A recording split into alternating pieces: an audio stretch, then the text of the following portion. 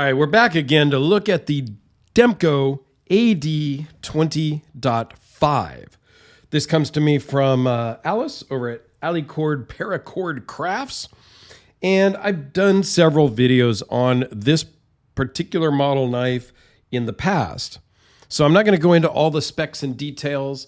You can go and check out one of my other videos on that. Or by this point, I think everybody has seen details on this knife.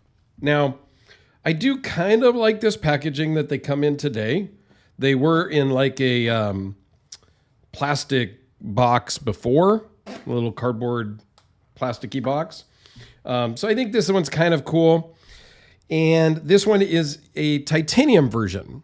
When they first announced them or first brought them out, they were Grivery handles, which I didn't like really at all. It felt very much like a toy.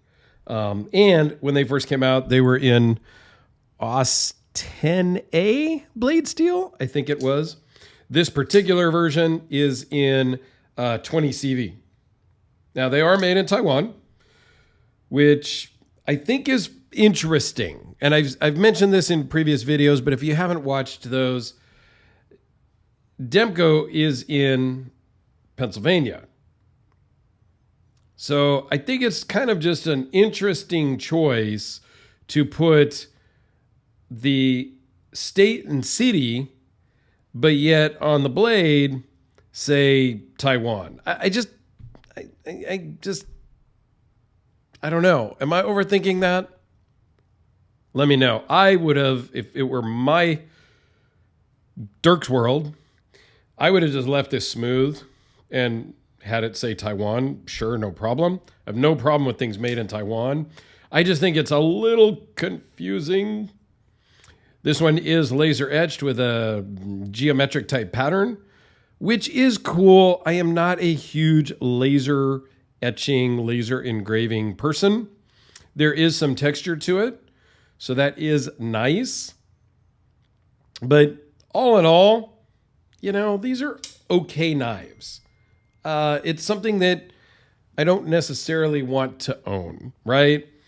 There's a lot of knives that I like that I'm like, you know, I don't want to own, and this is one. So my thoughts from previous videos has not changed. It's very thin, which I do appreciate that.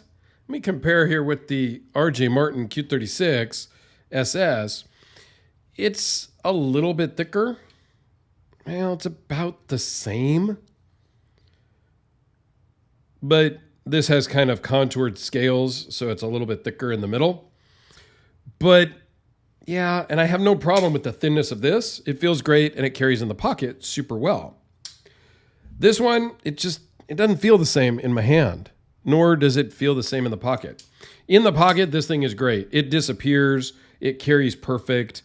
It's lightweight. There's a lot of bonuses and pluses about these, and I'm not sure that there is a knife that's more fidgety. This shark lock that they call it is very crossbar lock-ish, access lock-ish, which I don't have an example out here. So super fidgety. If you want a fidget knife, this is probably for you. I still like the Demko AD20, the full size. That's the one I do still like. I don't own one. I sold it to Alex. Sort of regret that, sort of not. You can reverse flick it if you give it a little wrist. I don't know that I can do it without, because the lock does start to give some resistance in here. So it's a little different. All in all, I think they're cool, but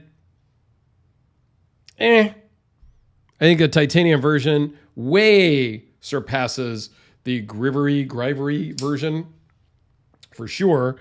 Since I didn't go through all the specs, here's just a couple of quick size comparisons with a Sharpie, with the RJ Martin, and how about a Spyderco, since everybody knows that one as well.